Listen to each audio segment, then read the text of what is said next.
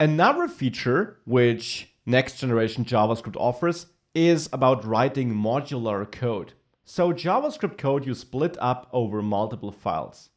And obviously we already can split our code over multiple files. We just have to import them in the correct order in our HTML files.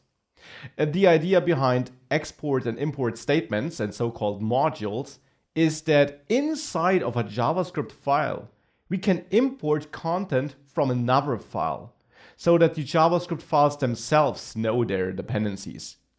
It might look like this.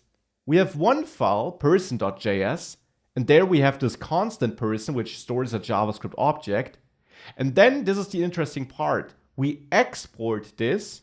The default keyword also is a special keyword, marking this as the default export of this file.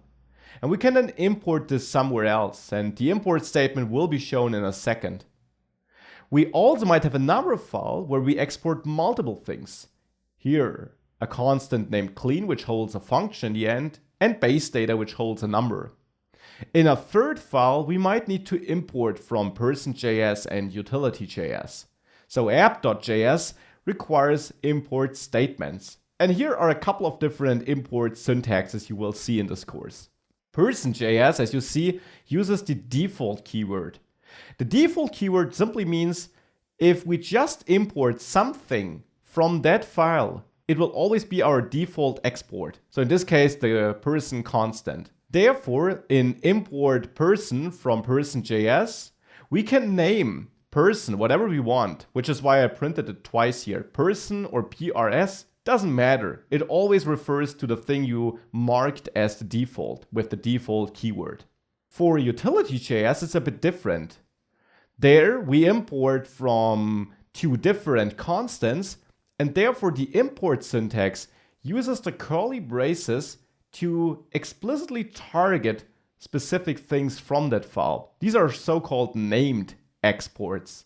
Because we import the stuff by its name. We import the clean constant by its name, and we import base data by its name. Because we didn't mark anything as the default. So for JavaScript to know what exactly we're pointing to, we need to give it the exact name. And the name goes between curly braces. By the way, you could also write this as one import statement with base data, comma, clean, or the other way around. So these are imports and exports. You write all of this in your JavaScript files, and we'll heavily use this throughout this course. Now, as with all these next generation JavaScript features, it won't run like this in all browsers. Not even the most modern browsers support all the features we'll use in this project. Therefore, in the next course module, I'll also show you how to quickly set up a project which in the end just compiles all these next generation JavaScript features to current gen JavaScript features, so that we as a developer can use the next generation JavaScript without us shipping code that runs nowhere. So back to the imports and exports. This is the syntax we use, and you will see getting used a lot in this course. You might also see some variations because we can also write this differently.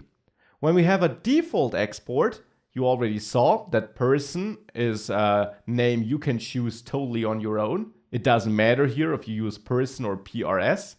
If you have a named export, you actually have to use the exact name defined in the file with the export keyword.